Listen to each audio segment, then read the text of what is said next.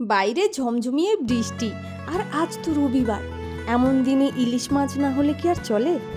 তাই আজ আপনাদের জন্য নিয়ে এসেছি জিভে জল আনা সর্ষে ভাপা ইলিশ।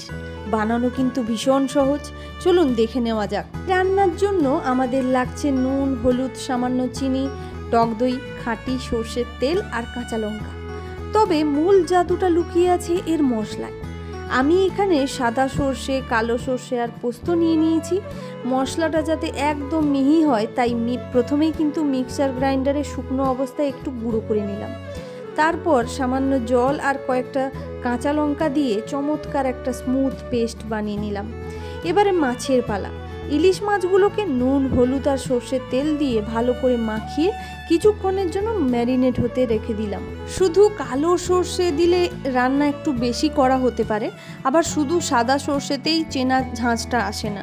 তাই পারফেক্ট ব্যালেন্সের জন্য 1:1 অনুপাতে কালো ও সাদা সর্ষে মিশিয়ে ব্যবহার করুন। আর হ্যাঁ, বাটার পর সর্ষের পেস্টটা একটা ছাঁকনি দিয়ে ছেঁকে নিলে পেটের জন্যেও ভালো, আর গ্রেভিটাও একদম স্মুথ হয়। এই ছেঁকে নেওয়া গ্রেভির মধ্যে এবার দিয়ে দিচ্ছি নুন, হলুদ, সামান্য চিনি আর 2 চামচ ফ্যাটানো টক দই।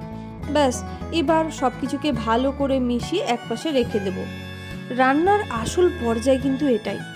একটা টিফিন কৌটোতে প্রথমে অল্প সর্ষের তেল মাখিয়ে নিলাম।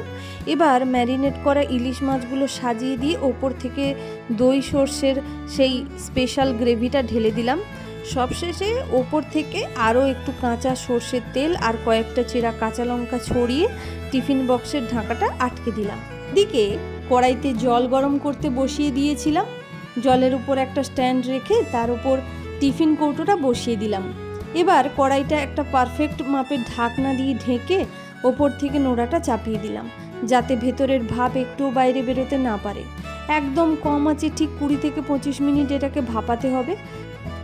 আহা, ঢাকাটা খুলতেই গরম ভাপের সাথে সর্ষের তেলের ঝাঁঝ আর ইলিশের সেই স্বর্গীয় গন্ধ পুরো ঘর মাতিয়ে দিল। প্লেটে একটু স্টাইল করে ভাতটা ঢালতে গিয়েছিলাম, তা ভাত মশাই একটু ভেঙেই গেলেন। যাই হোক, স্বাদে তো আর খামতি নেই। এই বৃষ্টির দিনে ধোঁয়া ওঠা ভাতের সাথে ইলিশের এই যুগলবন্দি জাস্ট জমে যাবে। কেমন লাগলো জানাতে কিন্তু ভুলবেন না।